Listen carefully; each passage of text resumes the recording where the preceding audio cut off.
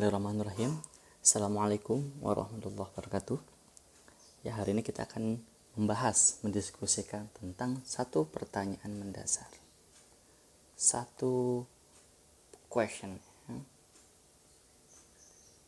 Satu pertanyaan mendasar.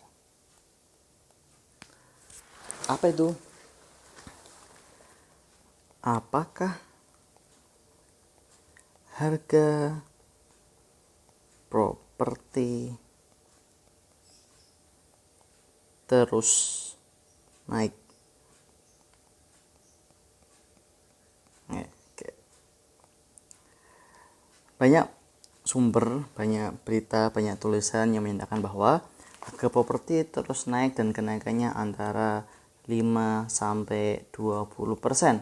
Bahkan ada yang menyebutkan dia average 10% gitu ya.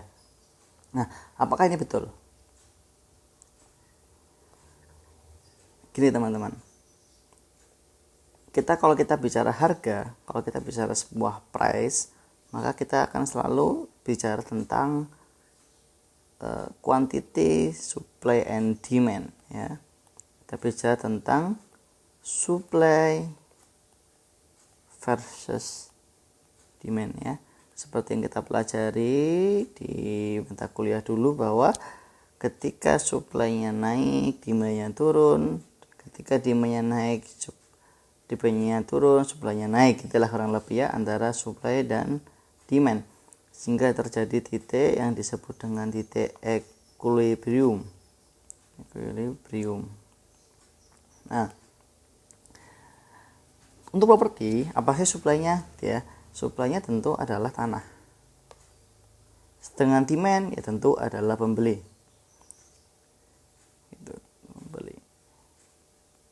Nah, bagaimana kondisi tanah? Di dunia, tanah adalah produk yang terbatas. Sedangkan orang yang butuh beli properti ini terus bertumbuh karena beranak ya, berkeluarga, memiliki anak, memiliki cucu, bertumbuh. Ya, kita punya rumah, anak kita 5, ya rumahnya juga gak cukup buat 5 orang, maka nanti 5 anak kita akan beli rumah kembali gitu ya. Sehingga harga akan terus jumlah pembeli akan bertumbuh, tapi supply terbatas. Dengan supply terbatas dan harga bertumbuh, tentu ini akan menyebabkan harga properti terus naik. Harga properti terus naik. Ya. Pertanyaannya, berapa kenaikannya? Itu kan ya? Berapa kenaikannya properti ini? Nah, kalau kita melihat faktor ini dengan tanah yang terbatas dan pembeli bertumbuh, maka sebenarnya kenaikan properti itu tidak begitu signifikan. Dia akan naik, cuman kenaikannya pelan. Ini grafik antara harga properti ya dengan waktu. Jadi secara prinsip harga properti itu mesti memang akan selalu naik. Kenapa? Karena supply terbatas tapi demand terus bertumbuh. Cuman kenaikannya pelan, gitu ya. Nah, ada satu titik tertentu dia akan memiliki lonjakan kenaikan. Nah, titik ini adalah disebut sebagai, di sini ada daya ungkit ya, titik daya ungkit. Gitu. Nah, apa yang menyebabkan daya ungkit ini? Yang membuat daya ungkit ada 3 hal. 1, 2, 3. 1, 2, 3. Seperti yang dibahas di atas bahwa harga itu tergantung dengan supply dan demand. Nah, maka kita melihat di sini. Karena supply terbatas dan tidak mungkin tiba-tiba ada tanah muncul gitu ya, sehingga kita bicara di demand-nya. Daya ungkit terjadi ketika apa? Ketika demand, permintaan meningkat gitu. Nah, apa yang membuat permintaan meningkat? Yang pertama yaitu ada jalur akses baru. Misalkan dibangun jalan tol, dibangun kereta api, jalannya diperbaiki dan sebagainya. Misalkan kita di Jakarta gitu ya, kita kerja di Jakarta gitu ya. Dulu daerah Citayam ya, Citayam itu adalah lokasi sebuah kecamatan, kelurahan setelah Depok ya. Jadi Bogornya nempel dengan Depok, itu ada Citayam namanya. Dulu Citayam adalah daerah sepi ya, daerah sangat sepi, harga tanah yang murah dan sebagainya. Semenjak dari Jakarta dan Citayam dibangun rel kereta, tiba-tiba harga di Citayam terus meningkat. Kita kenal lagi namanya Sentul. Sentul itu adalah daerah sepi dulunya. Banyak ada pabrik, daerah sepi yang nggak begitu produktif, nggak begitu hidup. Kemudian dibangun jalan tol. Nah, disitulah akhirnya Sentul harganya meningkat. Gitu. Sekarang contoh lagi misalkan di daerah Tajur Halang ya, Citayam, nanti ada Bojonggede gitu ya. Daerah ada Tajur Halang. Tajur Halang atau Tajur Halang ya gitu ya. Tajur Halang sekarang kereta nggak dekat, di daerahnya sepi. Tapi sekarang sedang dibangun jalan tol dari Fatmawati, Krukut sampai ke Bojonggede, dekat pintunya dengan daerah Tajur Halang. Tentu daerah ini akan meningkat gitu ya. Sehingga bisa disimpulkan ada jalur akses baru akan meningkatkan harga properti. Yang kedua adalah adanya limpahan demand. Gitu. Apa itu limpahan demand? Limpahan demand itu contohnya gini. Kita tahu di daerah Sidoarjo ya, waktu itu pernah kena lumpur lapindo sehingga daerah ini orang-orang nggak bisa tinggal. Otomatis orang-orang yang sebelumnya tinggal di Sidoarjo akan pergi membeli rumah di daerah sekitarnya, gitu ya, di daerah sekitarnya. Maka di sini harga propertinya anjlok di Sidoarjo, tapi harga properti di sekitarnya akan meningkat, gitu. Atau contoh sederhananya seperti daerah Jakarta, gitu ya, daerah Depok, Bekasi, Tangerang, gitu ya. Ini daerah-daerah dulunya termasuk belum ramai. Depok di tahun 80-an itu sepi sekali gitu ya. Nah, Jakarta adalah ibu kota sehingga orang-orang akan berkumpul, bekerja, menambah orang di sini. Lama-lama harga tanah di sini karena orangnya banyak, karena demand-nya banyak, meningkat. Harga tanahnya terus naik sehingga mau nggak mau orang yang kerja di Jakarta lama-lama beli daerah Tangerang, ke Depok, ke Bekasi dan sebagainya. Jangan sampai ke Bogor. Kenapa bisa seperti itu? Karena terjadi limpahan demand. Ini kok geser terus ya. Bogor. Terjadi limpahan demand. Limpahan demand membuat harga-harga di sekitar yang mendapat limpahan itu akan meningkat, akan naik. Itu ada limpahan demand. Nah, yang ketiga, dua hal ini, 1 dan 2, ini adalah faktor eksternal. Kita nggak bisa mengendalikan gitu ya. Kita nggak bisa mengatur pemerintah untuk bikin jalan di mana, untuk bikin stasiun di mana, kita nggak bisa. Kita nggak bisa ngontrol. Kita hanya bisa melihat, menganalisa, dan memprediksi. Tapi tidak bisa mengontrol karena itu disebut sebagai faktor eksternal. Nah, yang ketiga adalah faktor internal. Apa itu? Karena nomor 3 ini kita bisa lakukan sendiri, kita bisa pola sendiri, kita bisa olah sendiri. So, kalau teman-teman, Bapak Ibu memiliki tanah, aset, pengen naik, lakukan nomor 3. Ya, nomor 1, 2 itu adalah pemberian, given gitu ya. Kalau tidak ada jackpot, kalau tidak sedang beruntung gitu ya, lokasinya tidak sedang ada pembangunan apapun, ya udah harganya nggak akan naik. Coba deh rasain ya, yang pernah punya tanah gitu ya, kok dari tahun lalu, tahun-tahun ke tahun harganya nggak meningkat, nggak naik-naik ya. Sederhana karena nggak ada nomor 1 dan nomor 2. Dan Bapak Ibu tidak melakukan nomor 3. Apa itu nomor 3? Nomor 3 adalah dengan cara melakukan aktivitas perubahan peruntukan gitu. Apa itu perubahan peruntukan?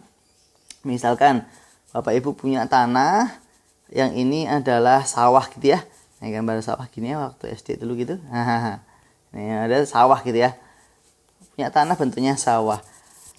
Sebuah aset properti itu ada perhitungan atas pengembalian nilai aset ya.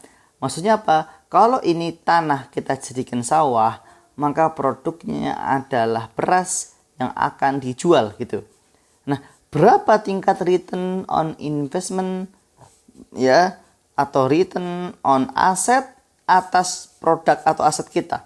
Jika dibuat beras, berapa sih keuntungannya? Ya, maka tanahnya akan dinilai tanah untuk beras. Jika misalkan tanah ini kita buat sebagai tanaman misalkan kayu jati ya, maka nilainya adalah return on asset-nya adalah senilai dengan jati.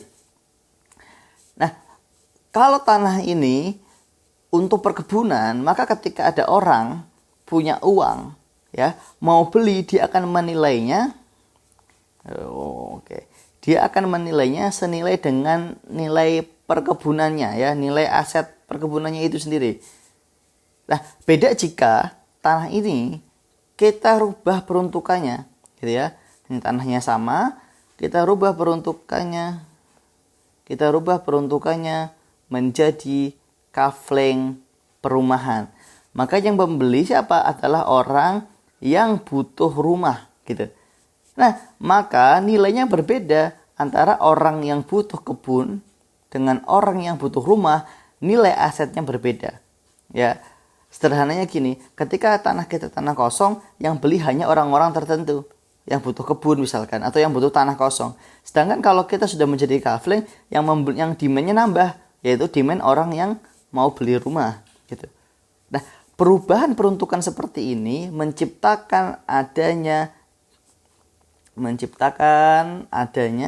demand baru, permintaan baru. Dengan adanya permintaan baru, tentu perubahan peruntukan menciptakan harga yang meningkat karena demand-nya bertambah gitu. So, kalau kita punya tanah, harganya gitu-gitu aja, lakukanlah aktivitas perubahan peruntukan. Oke. Sekedar informasi, jika Bapak Ibu, teman-teman semua memiliki tanah ya yang jauh gitu ya, yang pelosok gitu ya, ini nomor 1, yang pelosok ya, yang belum pantas dibuat pemukiman, maka ini kita bisa bangun kafling kebun ya. Karena Bapak Ibu, kalau Bapak Ibu bermain di kebun aja ya, pengembalian atas uangnya lama betul dan risikonya tinggi. Mengurangi risiko adalah dengan cara menjual tanahnya. Tapi kalau tanah kosong tok, siapa yang mau beli? Karena itu kita buat menjadi kafling kebun. Siapa demand-nya? Demand-nya adalah investor yang ingin memiliki aset plus profit, keuntungan ya. Tentu orang seperti ini tipe investor seperti ini tidak mencari profit yang besar-besar banget, karena paham namanya kebun, keuntungannya tidak seberapa, tapi dia memiliki aset sehingga uangnya aman. Ya. Siapa segmennya? Adalah orang-orang yang punya uang dan pengen uangnya aman. Plus ada nilai tambah gitu ya. Nah, ini kafling kebun. Ini yang kedua, misalkan tanah kita ini jauh juga ya, tapi sudah wajar untuk pemukiman. Ciri-cirinya apa? Ciri-cirinya ada aktiviti orang di sana. Jadi misalkan menuju ke tempat kantor, menuju tempat kerja, atau dekat dengan pabrik itu terjangkau. Nah, dengan dekat dengan pabrik, dengan mudah menuju tempat kerja, ini kita bisa bangun namanya adalah perumahan FLPP ya, atau rumah subsidi atau rumah sangat sederhana. Nah, ini nilainya akan berubah, demand-nya akan ada lagi. Ya, daripada tanah kosong, mending kita bikin perumahan subsidi.